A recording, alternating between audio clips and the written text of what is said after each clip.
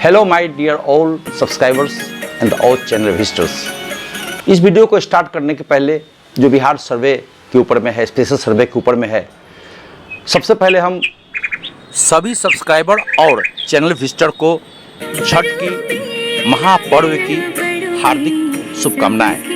तो वीडियो को शुरू से लेके अंत तक आप जरूर देखिएगा ताकि आपको एक अच्छा अंडरस्टैंडिंग बने।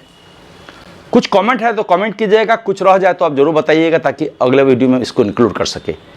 तो जो गवर्नमेंट की जो नया गाइडलाइन आई है after the forfeit of the PLI filed by advocate Ranjan, high court का जो नया आदेश आया है, जो सरकार की नया आदेश आया है, उस आलोक में हम सभी पहलू को विचार करेंगे। 2 जुलाई 2024 को एडवोकेट राजीव रंजन जी ने पटना हाई कोर्ट में एक याचिका दायर की थी जिसको PLI कहते हैं।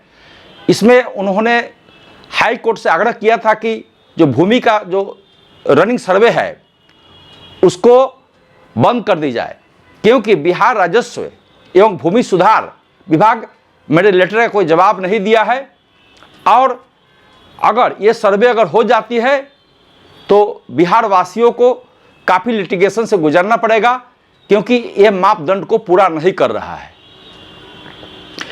इसके एवज में आपकी जो बिहार सरकार है, भूमि एवं राजस्व विभाग, उन्होंने अपनी एफिडेविट डाली थी पटना हाई कोर्ट में और उसके सुनवाई के बाद पटना हाई कोर्ट ने 20 सितंबर 2024 को इस PLI को जो एडवोकेट राजीव रंजन जी ने फाइल किया था उसको बर्खास्त कर दिया, उसको कैंसिल कर दिया। इसका यह तात्पर्य है कि 20/9/2024 को जो पटना हाई कोर्ट ने उसमें जो आदेश दी, उसमें गवर्नमेंट ने एफिडेविट दी कि हम जो भी काम कराएंगे वो सही ढंग से कराएंगे और उसके आधार पर पटना हाई कोर्ट ने सर्वे रन करने की इजाज़त बिहार सरकार को दे दी है। अब थोड़ी सी ब्रीफ में देखते हैं कि पटना हाई कोर्ट में जो बिहार की राजस्व एवं भूमि सुधार विभाग के जो IAS अफसर है, जो सेक्रेटरी हैं, उनके द्वारा क्या एफिडेविट दी गई थी।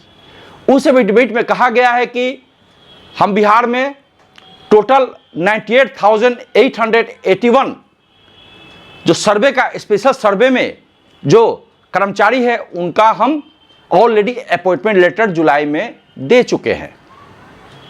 उसमें सर्वे का जो बंदोबस्त पदाधिकारी है, स्पेशल अमीन है और सर्वे से जो जुड़े क्लर्क्स हैं, सभी लोगों का हमने अपॉइंटमेंट लेटर जारी कर दिया है, जो कि टोटल संख्या में 98,881 है। और बिहार में जो भी सर्वे होगा उसमें हम सभी चीज़ों का उसमें ध्यान रखेंगे और ये बिहार में जो सर्वे में किसी तरह की गड़बड़ी होगी तो उसकी भी हम इसमें सुनवाई करेंगे। यानी कि 2 साल के अंदर हम सुनवाई के 3 मौके देंगे और जो भी सर्वे होगी ये रूल रेगुलेशन के अंतर्गत होगी। जो भी कोर्ट के आदेश होंगे, जो नियम कानून है, उसके आधार पर ही हम सर्वे करेंगे। इससे आगे जा कर के जो बिहार सरकार ने बताई कि आगे जा कर के इसमें केस मुकदमे में कमी होगी और डिजिटल प्रणाली के तहत कोई आदमी दूसरे का ज़मीन नहीं हड़प पाएगा, कोई भी सरकारी ज़मीन हो, प्राइवेट ज़मीन हो, नहीं हड़प पाएगा और जो मालिकाना हक है एक्चुअल भू मालिकों को, उसको हम देंगे। तो इस तरह से जो हाई कोर्ट के जो आदेश आए 20 सितंबर को, वह बिहार के जो भू मालिक है, जो रैयत है, उनके फेवर में नहीं आई।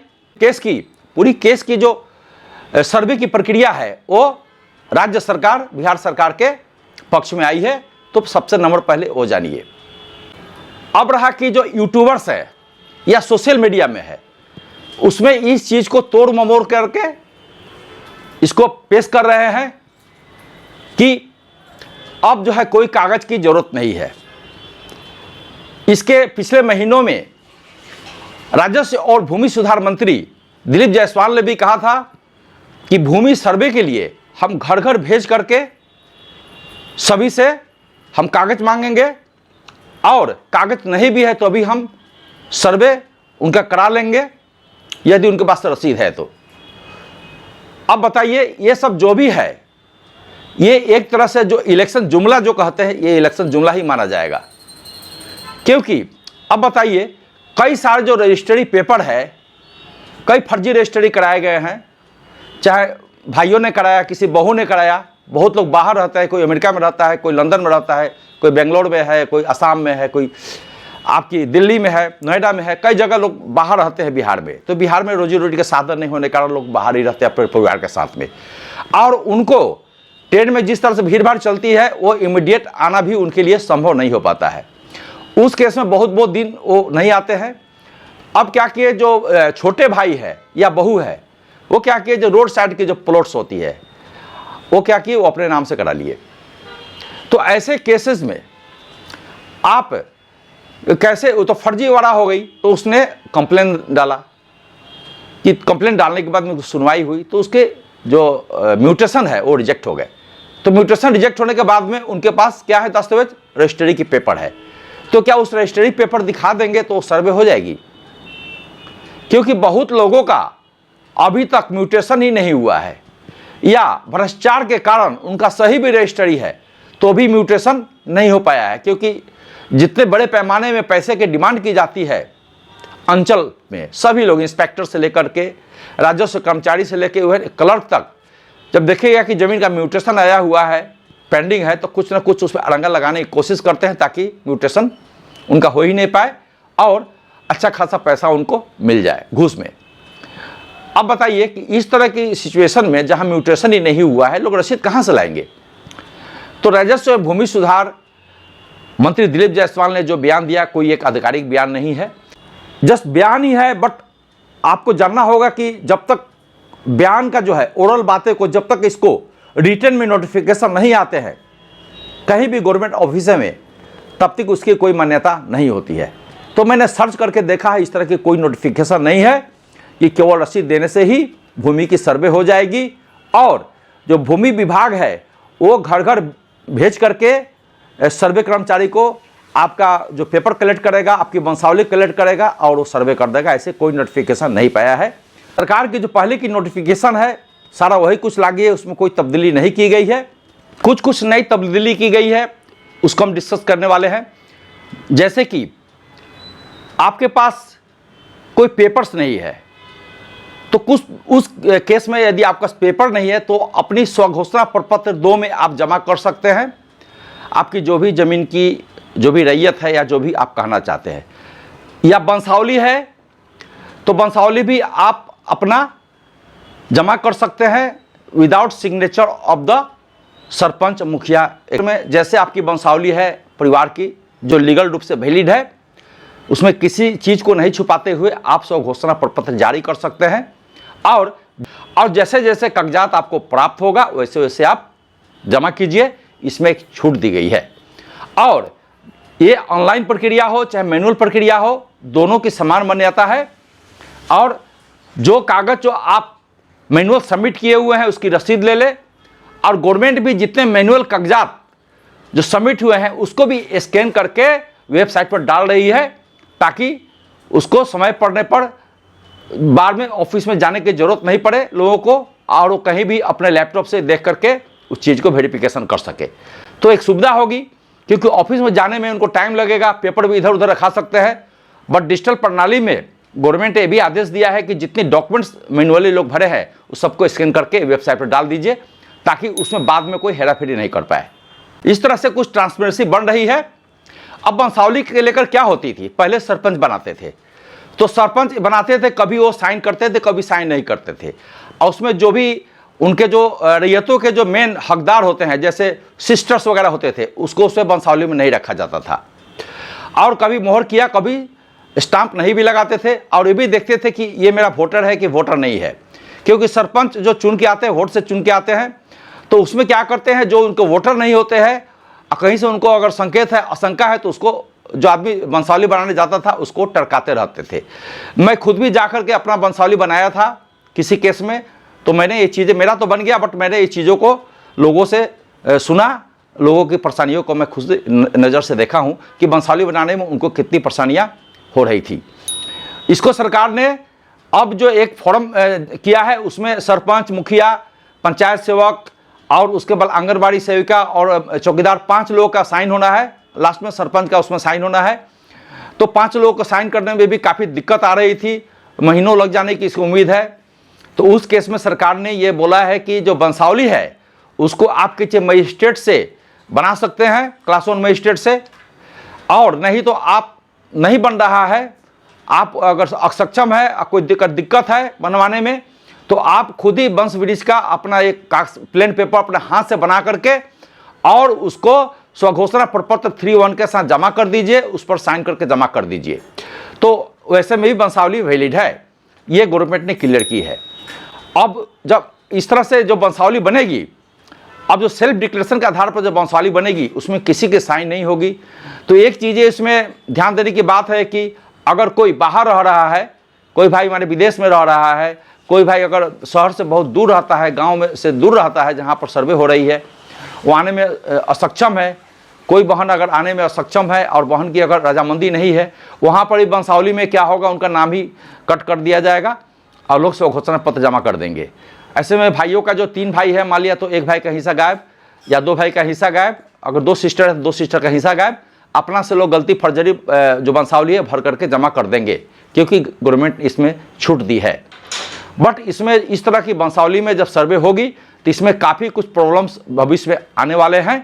बट इसमें एक कंडीशन यही है, एक पेंच यही है कि लोग स्वघोषणा प्रणाली के तहत अपना वंशावली तो दे दिए, बट वहाँ से जो फॉर्म है उस फॉर्म में साइन करना ही पड़ेगा, फॉर्म 3(1). उसमें साफ साफ लिखा हुआ है कि जो डिक्लेरेशन हम दे रहे हैं ये बिल्कुल नियम के तहत है और उसमें किसी चीज़ को छुपाया नहीं गया है, किसी का नाम इसमें छुपाया नहीं गया है, और जो हम दे रहे हैं वो सत्य से है। इसमें कुछ गलतियां होगी तो इसमें हम कार्रवाई के पात्र होंगे।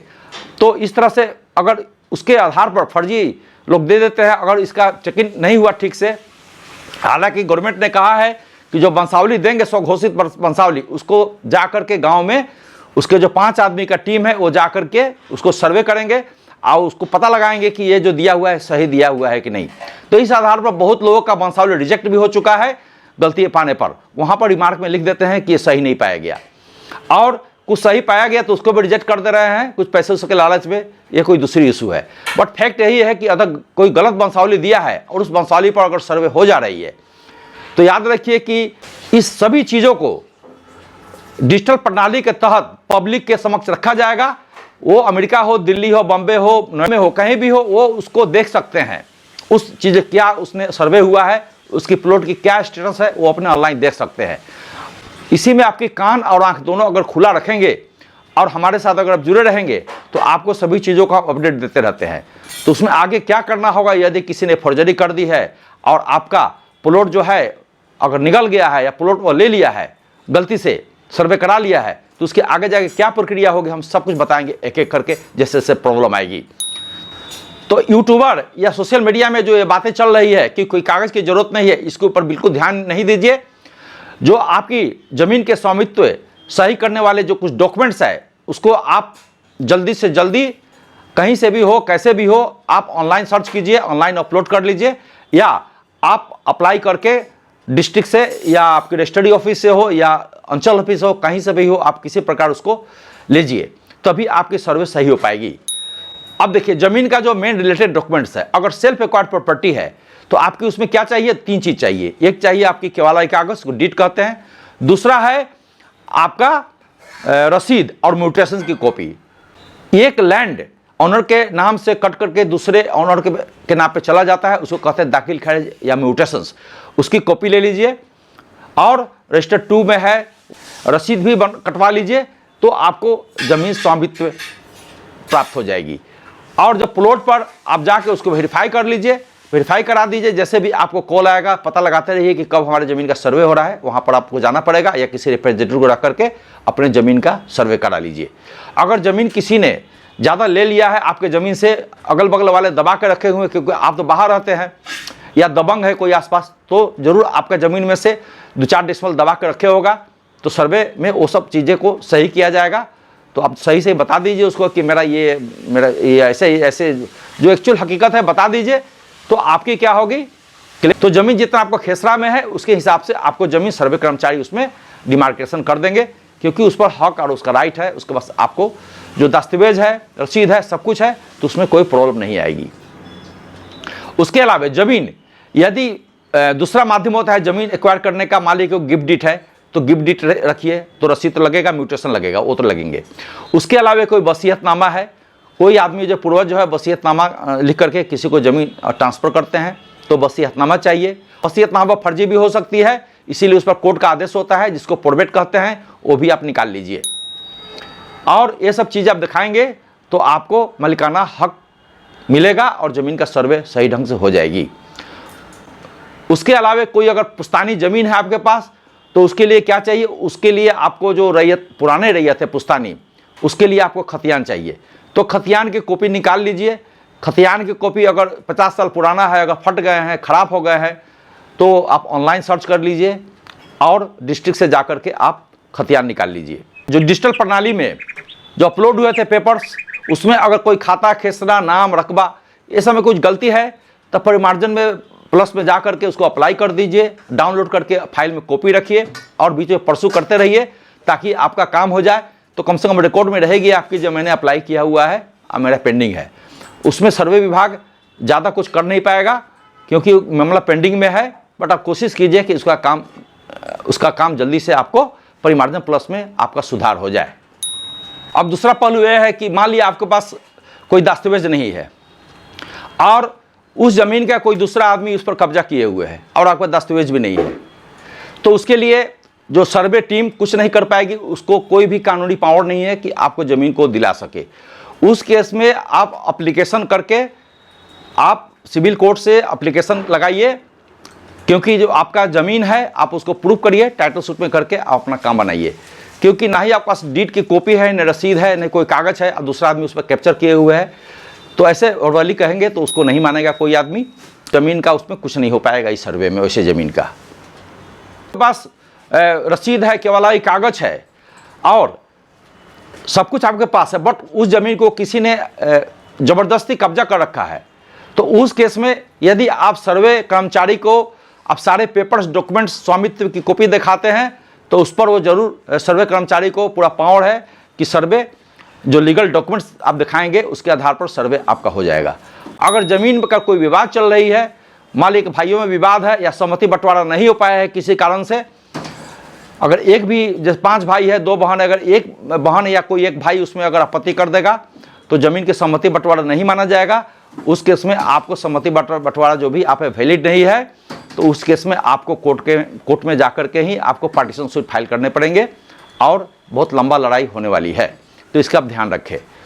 बेटर है कि आप लोग आपस में बैठ करके सहमति बंटवारा कर ले, तो आपके हित में रहेगी, क्योंकि कोर्ट से मामला में आपको लाखों खर्चे हो जाएंगे और बहुत परेशानी है। तो अगर आप इस चीज़ को समझते हैं तो सबसे बेटर है कि सहमति बंटवारा करके आप जो भी है इसका हक हिस्सा दे करके अपना फैसला कर लीजिए बैठ करके, तो ज़्यादा बेटर है। क्योंकि सहमति बंटवारा ज़मीन शेड्यूल आप लगाएंगे तो सर्वे कर्मचारी को, सर्वे ऑफिसर को उसकी मान्यता है। हमने देखा कि किसी भी प्लॉट का सारे कागज़ मौजूद होते हुए भी यदि उस ज़मीन पर किसी तरह की कोई लफड़ा है, किसी तरह की उस पर कोर्ट केसेस चल रहे हैं सिविल न्यायालय में, तो उस ज़मीन का इसमें कुछ नहीं होने वाला है। और यदि सहमति बंटवारा नहीं है तो उसको ज्वाइंट प्रॉपर्टी के रूप में जो पुराने रैयत है उसके नाम से दर्ज कर दी जाएगी। और जब तक कोर्ट का फैसला नहीं आएगा, जब तक आप लोगों में सहमति बंटवारा नहीं हो पाएगी, तब तक एज इट इज रहेगा। तो ये चीज़ ध्यान देने की ज़रूरत है। तो पिछले गवर्नमेंट ने जो 3 महीने का टाइम एक्सटेंशन किया था इस ग्राउंड में कि छठ में बहुत लोग जो बाहर रहते हैं वो छठ में आएंगे गांव पर और सारे पेपर इकट्ठा करेंगे। सिर्फ उन लोगों के लिए जिनके पास कागजात नहीं है, जो पुरानी रैयतों के कागजात नहीं है, वो निकाल लेंगे समय। तो बिना डॉक्यूमेंट्स के सही सर्वे आपकी नहीं हो पाएगी। तो इस चीज़ का आप ध्यान रखें। और जिन लोगों का कागजात सही है, जिन लोगों का सबको डॉक्यूमेंट सही पाया जाएगा, उनका सर्वे इस सर्वे में हो जाएगा। तो इसी के साथ हम एक दूसरे वीडियो में फिर से मिलते हैं। मेरा रिक्वेस्ट है कि आप चैनल में नए हैं तो अपना like and subscription button please डालिए, ताकि आने वाला सभी अपडेट्स आपको टाइम पे मिलते रहे। कुछ रह जाए तो कमेंट कीजिए ताकि इसको हम अगले वीडियो में इंक्लूड कर सके। Till then thank you. Here engineer Hari. जय हिंद।